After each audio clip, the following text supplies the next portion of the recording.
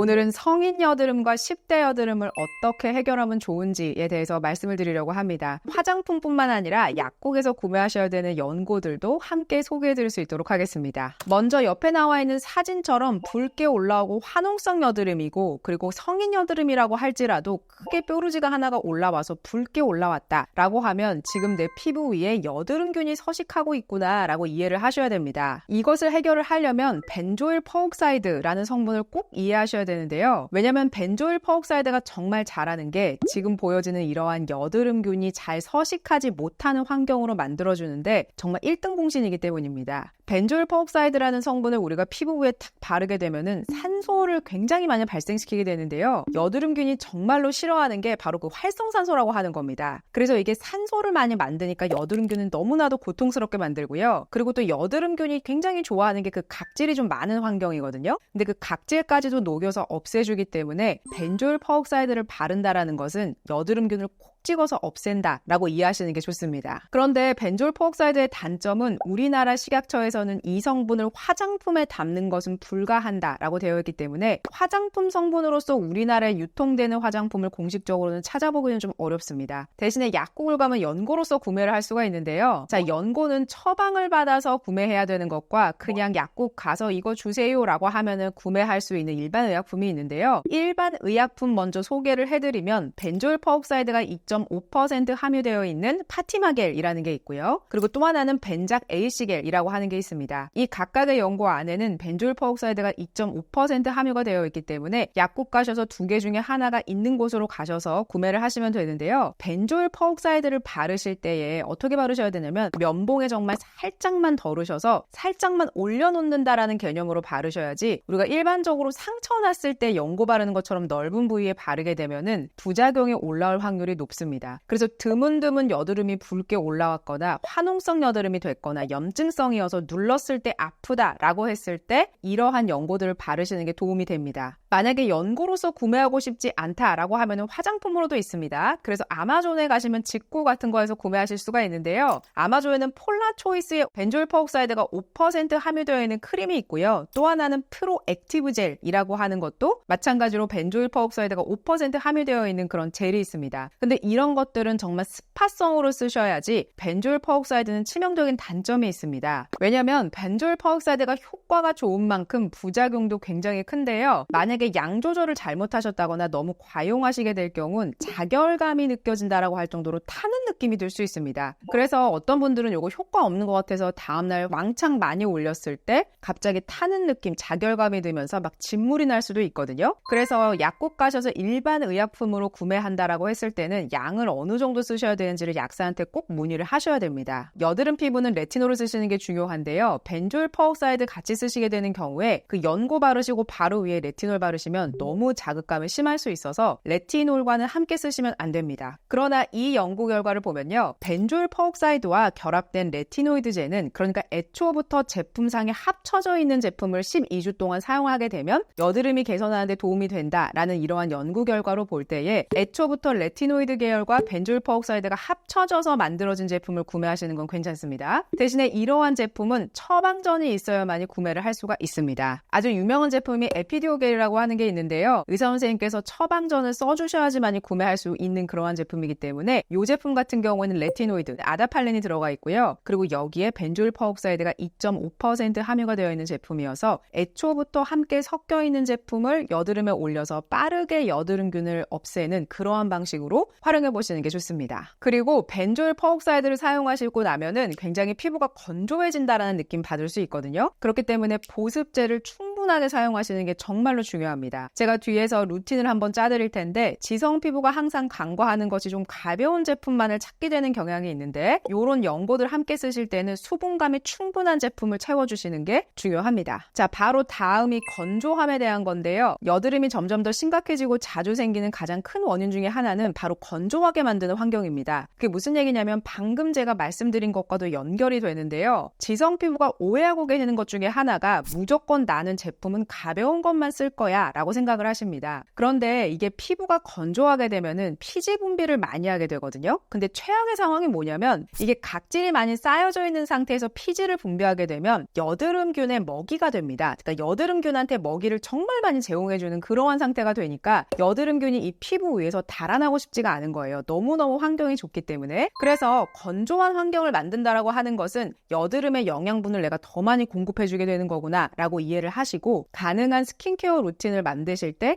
좀 충분히 수분감이 있는 제품을 쓰시는 게 중요합니다. 그래서 지성 피부가 좀 꼭 사용하셨으면 좋겠다라고 하는 성분은 히알루론산이나 스쿠알란이나 아니면 충분한 보습감이 함유되어 있는 제품을 쓰시는 게 좋습니다. 제가 뒤에 가서 여드름 타입에 따라서 제품을 나눠드릴 텐데 거기에서 내가 어떤 제품을 쓰면 좋을지에 대해서 확인해 보시는 게 좋겠습니다. 다음 여드름이 점점 더 심각해지는 이유는요, 바로 세안법에 있습니다. 제가 지성 피부나 여드름 심하신 분들 관련해서 세안 방법 어떻게 하세요? 라고 여쭤보면 정말 거품 세안 대충 하시는 분들 많거든요. 빨리 하려고 그냥 대충 물 적시고 거품에서 한 5초 정도, 10초 정도만 대충 러빙한 다음에 바로 그냥 물로 씻어내는 경우가 있는데요. 이게 되게 잘못된 세안법입니다. 왜냐하면 여드름 피부 같은 경우에는 피지를 잘 걷어내주지 않으면 계속 그 위에서 피지와 각질들이 굳으면서 모공을 막게 되면서 그 안에 농이 차면서 결국엔 또다시 여드름이 올라오는 악순환이 반복되는 환경을 만들어주는 것이기 때문에 세안법을 잘하는 게 중요하고, 특히나 10대 여드름에 있어서 세안법이 정말 중요합니다. 그래서 예를 들어서 10대 아이가 계속 여드름 때문에 고민이다라고 할 때는 하루에 3번 정도 세안하는 것을 저는 권장을 드립니다. 저도 10대 시절에 저는 얼굴에는 여드름이 없었지만 전 지루성 두피를 앓았었거든요. 근데 제가 지루성 두피를 고칠 수 있었던 가장 첫 번째가 아침과 저녁 2번 다 머리를 감기 시작하면서 그때 이제 서서히 지루성 두피가 낫기 시작했어요. 왜냐하면 그 지루성이라는 것도 마찬가지로 피지 분비가 엄청나게 많이 되면서 생기는 질환이어서 올바른 두피 세정과 올바른 세안만 해도 극복할 수 있는 부분이 분명히 있습니다. 그런데 아이가 점심시간 되고 나서 이미 피지가 많이 올라왔는데 세수는 하루에 2번만 해야지로 각인이 되어 있으면 점심에 세안하는 것을 놓칠 수 있습니다. 그리고 점심 세안은 물 세안으로만 간단히 피지를 덜어내고 보습제를 꼭 발라주시는 게 중요합니다. 물 세안하고 나서 계속 건조한 환경으로 두면 또 피부가 어떻게 될까요? 안 그래도 10대는 피지 분비가 왕성한데 건조하니까 더 부추기게 되는 거거든요. 그래서 10대들은 점심에 꼭 물 세안하고 보습제를 꼭 챙겨주셔서 학교에서도 좀 바를 수 있게 도와주셔야 됩니다. 세안법만 바꾸셔도 여드름균이 서식하기 힘든 환경으로 만들기 때문에 그 부분이 정말 중요하고요. 그리고 또 여드름 피부가 간과하고 있는 것이, 제가 꼭 강조하는 게 약 알칼리 클렌저 쓰세요 라고 제가 말씀을 드리잖아요. 약산성 클렌저 당연히 좋습니다. 왜냐면 장벽이 무너지지 않게 도와주게끔 하는 것이 또 약산성 클렌저이기는 합니다. 그런데 약산성 클렌저만 고집하게 되면 진짜 우리 피부 위에 올라와 있는 기름때 있죠. 이런 것들을 쫙 빼주는 것은 약산성 클렌저가 하기가 힘듭니다. 그렇기 때문에 약 알칼리 클렌저의 도움이 필요하고, 특히나 지성 피부나 여드름 피부처럼 피지 분비가 많이 올라오는 환경에 있다라고 하면 아침 저녁 다 약 알칼리 클렌저 쓰셔도 괜찮습니다. 그리고 제가 듣는 가장 많이 질문 중에 하나가, 약 알칼리 클렌저 쓰면 피부가 점점 더 알칼리화 되는 거 아닌가요? 요 질문 참 많이 하시는데 그렇지 않습니다. 피부는 그 위에다가 아무것도 바르지 않아도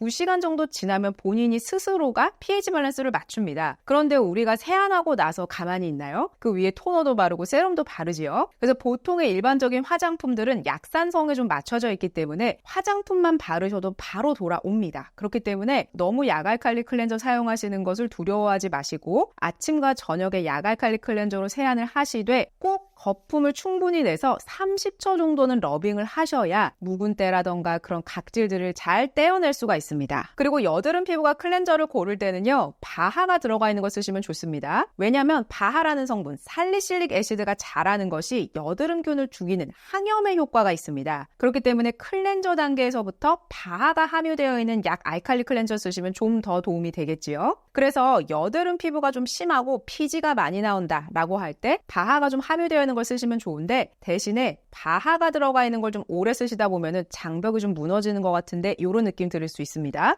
왜냐면 살리실릭 애시드라고 하는 것이 함량에 따라서 피부에 좀 자극을 줄 수가 있어요. 그렇기 때문에 사용을 하시면서 내 장벽이 좀 무너지거나 따가움을 느끼거나 붉음증이 올라온 이런 여드름들이 더 심해지는 건 아닌지에 대해서 잘 살피신 다음에 제품을 선택하시는 게 중요합니다. 다음은 각질 제거를 주기적으로 하셔야 되는데요. 제가 오늘 설명드리는 내용 중에서 가장 중요합니다. 우리가 여드름이 생기는 그 이유를 딱 생각해보면요, 결국에는 각질 때문이거든요. 각질이 모공 막아서 그 안에서 농이 차면서 생기는 게 바로 그 여드름이라고 하는 겁니다. 그런데 거기서 끝나면 그래도 다행인데 그 안에 여드름균이 서식하면서 염증이 생기면서 누르면 아프고 겉에서 봤을 땐 농이 차고 빨갛게 올라오고 그렇게 되는 것이거든요. 그런데 우리가 피지가 안에 찼다라고 했을 때 참 최악이 뭐냐면 여드름균이 진짜 좋아하는 영양분이 피지입니다. 여드름균은 피지를 먹고 더 왕성해진다 이렇게 보시면 되는데요. 근데 이 여드름균이 참 나쁜 게 피지를 먹는 거면 과잉된 피지를 여드름이 좀 먹고 그 피지를 좀 없애줬으면 참 좋겠는데 그게 아니라 본인이 필요한 것만 취하고 나머지는 피부 위로 다 뱉어내버립니다. 그게 뭐냐면 자유지방산이라고 하는 것이거든요. 그런데 그 피부 위에 자유지방산이 쌓이게 되면 어떻게 되냐면 그 여드름이 이미 올라온 상태에서 염증을 더 악화시킬 뿐만 아니라 지방산이 피부 위에서 어떻게 될까요? 산화되면서 피부를 결국엔 더 칙칙하게 만드는 것입니다. 그래서 왜 우리가 지성 피부 보면은 피부가 맑은데 여드름이 올라온 상태가 아니라 어딘지 모르게 피부가 좀 칙칙해요. 그런데 그러한 이유가 자유지방산은 뱉어내고 본인이 먹고 싶어하는 영양분만 냠냠냠냠 먹고 이렇게 되기 때문에 피지가 많이 분비되는 환경에서 여드름은 너무 살기 좋고 각질 때문에 산소가 차단시키면서 여드름균이 점점 더 많이 번식할 수밖에 없는 그러한 환경이 되는 겁니다. 그리고 각질이 과도하게 쌓이는 경우는 이게 잘 탈락되지도 않거든요. 또 피지랑 다 엉겨 붙으면서 그렇기 때문에 주기적으로 각질 제거해 주시는 게 정말 중요합니다. 그러면 우리가 각질 제거를 하는 성분에는 뭐가 있었을까요? 아하랑 바하가 있지요. 그런데 아하와 바하 중에서 여드름 피부는 뭘 써야 될까요? 바로 바하를 쓰셔야 됩니다. 왜냐면 바하는 지용성이라서 피부 속에 조금 더 깊이 들어가서 염증을 막아주거든요. 그러니까 항염을 해줍니다. 그리고 피지 분비를 조절하게 해주는 것이 바로 바하의 역할입니다. 아하는 뭐 하냐면 피부 표면에서 각질을 없애주기 때문에 바하를 쓰면서 동시에 아하를 쓰시는 게 좋습니다. 아하만 쓰셔도 괜찮습니다. 피부 겉에 있는 각질 자체를 없애주는 것도 물론 도움이 되겠지만 지성이나 여드름 피부 같은 경우에는 아하와 바하를 동시에 쓰시는 것도 좋고 그리고 바하 성분이 들어가 있는 걸 쓰시는 건 좋은 것은 피지 컨트롤을 해주면서 항염 진정하는 데 도움이 되기 때문에 바하라는 성분을 꼭 기억해 두시는 게 좋습니다. 그래서 루틴 사이에 바하를 꼭 집어넣는 것이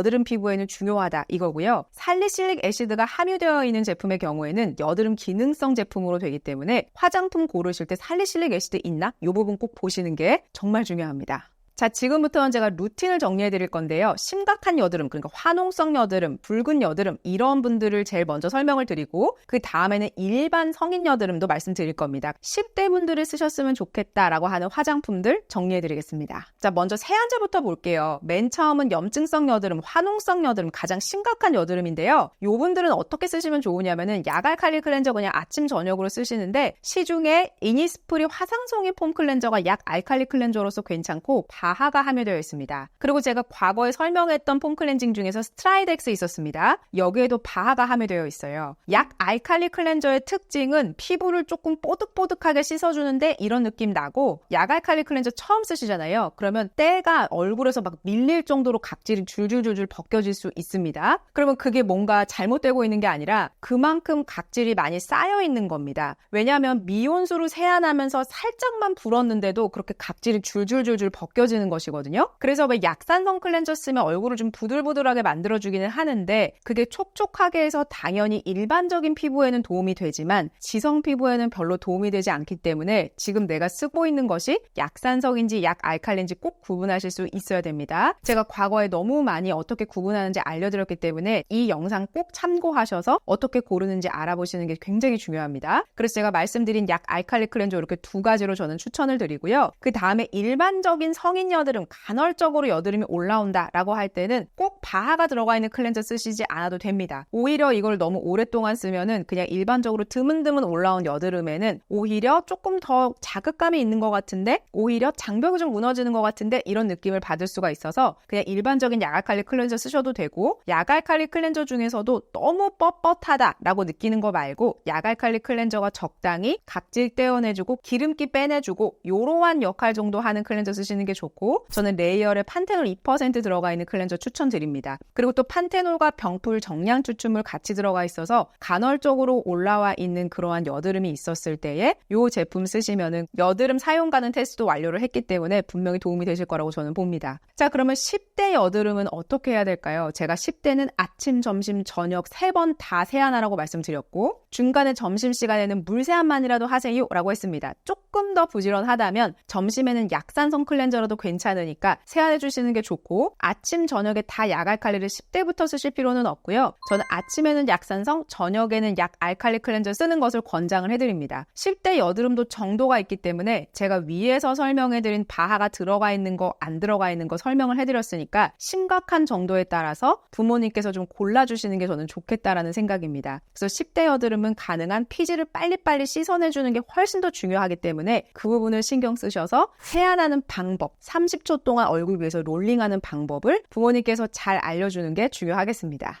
다음은 토너입니다. 자, 심각한 여드름은요. 제가 아까 아하와 바하 둘 다 쓰세요 라고 말씀드렸고 제가 과거에 소개해드린 제품에는 이츠스킨 파워10 포뮬러 토너 패드 있었어요. 요거 쓰셔도 괜찮고 만약에 저는 바하만 들어가 있는 조금 더 순한 거 쓰고 싶어요 라고 한다면 딕셔니스트의 아미노산 토너 있습니다. 여기에도 바하가 들어가 있어요. 함량 자체가 둘 다 아주 높다라고 보기는 어렵고 어차피 클렌저 단계에서 바하를 심각한 여드름인 경우에는 썼기 때문에 토너 자체에서는 각질 좀 탈락해준다 라는 의미로 쓰시는 게 좋기 때문에 이츠스킨 토너 패드 쓰시면 크게 자극감 없이 사용하시는데 좋을 겁니다. 그런데 여드름이 있어도 속건조 느끼는 분들 있어요. 그럴 때는 딕셔니스트 토너 쓰시면 좀 촉촉하면서도 바하의 역할을 해주는 그러한 제품이기 때문에 두 개 중에서 하나 고르셔도 괜찮습니다. 그리고 일반 성인 여드름, 간헐적으로 여드름 올라올 때는 제가 늘 여드름 피부가 썼으면 좋겠다라고 했던 성분 나이아시나마이드, 병풀, 정량 추출물, 티트리 그리고 아줄렌이 함께 들어가 있는 르누베로 아질렌 시카토너 쓰셔도 괜찮거든요. 그래서 이 제품 쓰시게 되면은 자주 트러블이 올라오지 않도록 막아주는 그러한 역할을 하기 때문에 일반적인 석인 여드름을 갖고 있다라고 하면 저는 르누베로 추천드립니다. 그리고 말씀드렸듯이 여드름이 좀 더 많이 확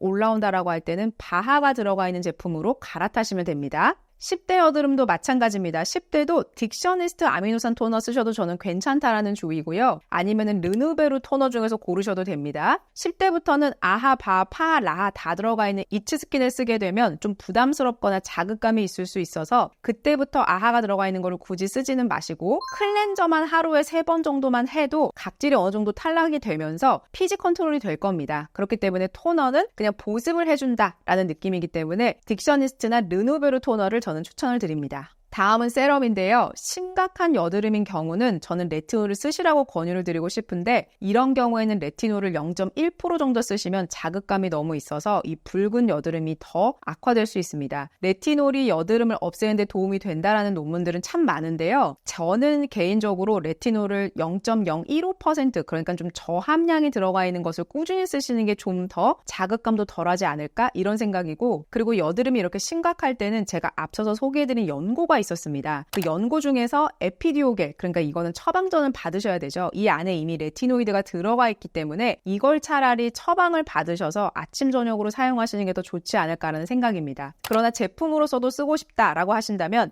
이니스프리 레티놀이 바하가 들어가 있으면서 레티놀이 0.015%가 들어가 있습니다. 그래서 레티놀의 함량이 너무 높지 않으면서도 바하가 함께 들어가 있기 때문에 이 제품을 저는 심각한 여드름이다라고 할 때는 추천드리고 싶습니다. 다음은 이제 일반적인 성인 여드름 인데요. 이런 경우에는 레티놀, 히알루론산, 스쿠알란 다 쓰시는 게 좋습니다. 왜냐면 이런 단계에서는 수분만 좀 더 잘 챙겨주셔도 여드름 많이 안 올라옵니다. 그래서 너무 가벼운 제품만 쓰려고 하지 마시고 히알루론산도 챙겨 바르시고 스쿠알란도 챙겨 바르시고 스쿠알란을 왜 챙겨 바르셔야 되냐면 제가 과거에 한번 설명드렸듯이 스쿠알란은 다른 성분들을 좀 더 깊이 끌고 내려가는 성격 좋은 친구입니다. 그렇기 때문에 속 건조 있어요? 라고 할 때 스쿠알란 챙겨 바르시는 게 중요하고 세럼 단계에서부터 써주시면 세럼에 함께 들어가 있는 수분 관련된 성분들을 더 깊이 우리가 들고 내려가 주니까 속 건조가 있다라고 할 때는 스쿠알란이나 히알루론산 같이 써주시는 게 중요합니다. 저는 레티놀은 스트라이벡틴 추천드리고요. 이 안에는 소듐 아스코빌 포스페이트가 9% 들어가 있어서 이 제품을 쓰면 조금 건조하다라는 느낌이 드는데 그게 왜 그러냐면 소듐 아스코빌 포스페이트 때문입니다. 그런데 이게 항염해주는 데 도움이 되기 때문에 여드름이 좀 올라왔다 그리고 뭔가 좀 색소 침착이 고민이다 라고 할 때 이거 쓰시면 도움이 됩니다. 그리고 이제 레이어랩 레이어랩에서 드디어 역대급 레티놀이 나옵니다. 4세대 레티놀 함유한 HPL 프로라는 성분이 이제 1.5% 들어가 있고 레티놀은 0.1% 들어간 레티놀 나오는데요.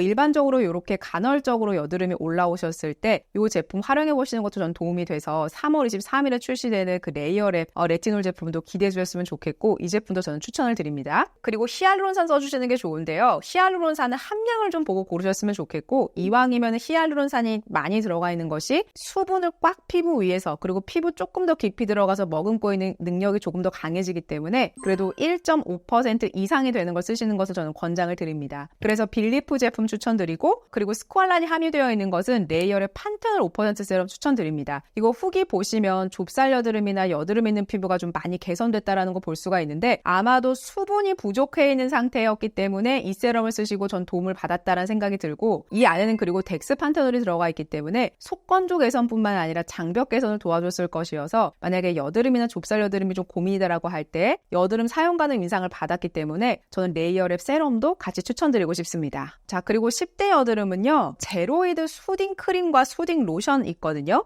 제로이드 수딩 로션은 굉장히 가볍습니다. 그래서 이것만 바르면 너무 가벼운데 이런 느낌 받을 수 있고요. 크림이 이것보다는 조금 더 무거운데 저는 개인적으로 썼을 때는 크림이 조금 더 보습감이 있다는 생각이었고 이거 두 개 중에 하나 한번 사용해서 써보시고 어떤 게 아이한테 좀 더 잘 맞는지 확인하셔서 이거 두 개 다 써도 되고 하나만 추천해줘도 괜찮습니다. 그래서 저는 10대 여드름 피부에는 제로이드 수딩 로션과 크림 추천합니다. 마지막은 크림인데요. 크림 단계에서 심각한 여드름의 경우는 방금 말씀드렸던 제로이드 수딩 로션이나 크림 괜찮고요. 대신에 이 제품은 좀 산뜻해서 보습감이 좀 많다 이런 느낌이 들지는 않습니다. 그리고 르누베르 아줄렌 크림 좋습니다. 자, 요거는 아까 제가 말씀드렸던 나이아시나마이드도 있고 티트리도 있고 병풀종란 추출물도 있어서 요 크림 쓰시면은 어떤 이런 여드름을 좀 개선하는 데 도움을 주기 때문에 저는 이 크림도 추천을 드립니다. 그리고 키엘 울트라 페이셜 크림에 바하 들어가 있습니다. 그래서 앞서서 제가 소개했던 바하에 관련된 것을 전혀 쓰지 않았다면 크림 단계에서라도 바하가 들어가 있는 거 쓰시면 도움이 됩니다. 그래서 살리실릭 애시드가 미량으로 함유가 되어 있기 때문에 그 수분감을 제대로 주고 싶다, 수부지다 나는 그럴 경우에는 여드름 피부여도 저는 키엘 크림 추천드리고 싶습니다. 다음은 일반 성인 여드름인데요. 그럴 경우에는 르누베르 아줄렌 크림 괜찮고요. 그리고 레이어랩에서 막 출시된 3mm 콜세지 크림도 분명히 도움이 될 겁니다. 왜냐하면 3mm 콜세지 크림의 제형이 그렇게까지 두껍지 않고 만약에 지성 피부다라고 할 때는 한 겹만 싹 발라도 보습이 충분한데 이런 느낌 받으실 거거든요. 거듭 말씀드리지만 지성 피부라고 해서 보습 크림을 기피하시게 되면은 계속 피지를 더 분비하게 되는 그런 피부가 되기 때문에 충분한 보습감을 주는 게 중요하고 레이어랩 3mm 콜세지 크림 같은 경우에는 4대 보습 성분을 다 집어넣잖아요. 그렇기 때문에 요 안에 들어가 있는 성분 잘 파악하셔서 난 4가지 보습 다 충전하고 싶어 라고 할 때 이 제품 쓰시면 도움이 되실 겁니다. 그리고 10대는 제가 앞에서 제로이드 수딩 로션과 크림 다 추천드렸는데요. 조금 더 보습감 있게 쓰고 싶다라고 한다면 레이어랩 크림 마찬가지로 추천드리고 싶고 르누베르 쓰셔도 저는 괜찮다라는 생각입니다. 그러나 10대는 꼭 패치 테스트 하셔야 되고 패치 테스트가 뭐냐면 이렇게 얼굴 근처에 안 보이는 데다가 테스트 해보시면 약간 좀 붉게 올라오거나 안 맞는 제품 쓰면 그렇게 될 수 있거든요. 그래서 턱이나 목에만 좀 써봐도 알 수가 있기 때문에 미리 패치 테스트 할 수 있도록 도와주시고 그 다음에 피부 상태 보고 괜찮다라고 했을 때 계속 쓰시는 게 중요합니다. 그 다음은 정말 중요하다고 말씀드렸던 각질 제거제입니다. 심각한 여드름은 토너 패드랑 야갈칼리 클렌저로 충분합니다. 왜냐면 별도의 각질 제거제를 잘못 썼을 경우에 피부가 더 덧날 수 있고 불금증이 더 심해질 수 있고 염증이 더 악화될 수가 있기 때문에 앞서서 말씀드린 정도만 쓰셔도 괜찮고 각질 제거제를 써도 된다라고 할 때는 좀 여드름 불금증이나 압출하게 되잖아요. 그러니까 그거가 좀 끝나고 나서 쓰시는 걸 저는 좀 더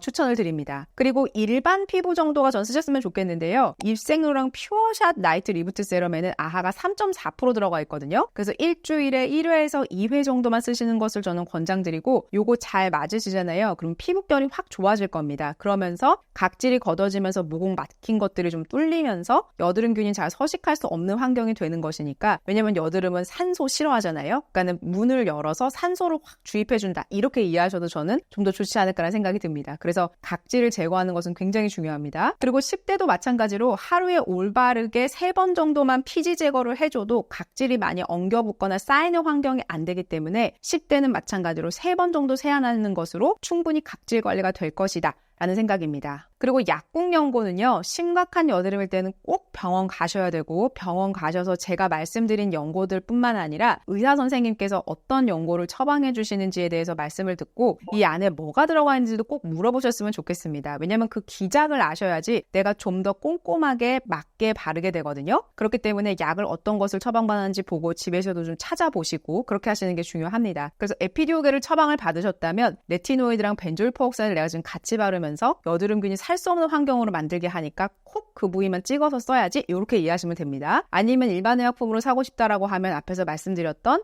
파티마겔이나 벤자게이시겔 요거 쓰시면 됩니다. 일반 성인 여드름, 간헐적 여드름 같은 경우에는 약국 구매하는 이러한 제품들로 충분하고요. 그리고 10대 여드름도 마찬가지로 파티마겔이나 벤자게이시겔 하는데 꼭 10대는 약사 선생님께 아이의 상태를 사진으로라도 좀 보여주고 요거 제가 구매해서 아이한테 발라줘도 될까요? 라고 상담하신 다음에 양까지도 정확하게 이해하신 다음에 아이한테 발라주는 게 중요하겠습니다. 오늘은 여드름의 원인과 없애는 방법에 대해서 알아봤습니다. 여드름 많이 올라오면 참 속상하시죠? 그래서 제가 오늘 말씀드렸던 이런 루틴 참고하셔서 스스로 나한테 꼭 맞는 연고 그리고 화장품 찾아가셔서 예쁜 피부 되셨으면 좋겠습니다. 오늘도 도움이 되셨다면 구독과 좋아요, 알림 설정까지 부탁드릴게요. 고맙습니다.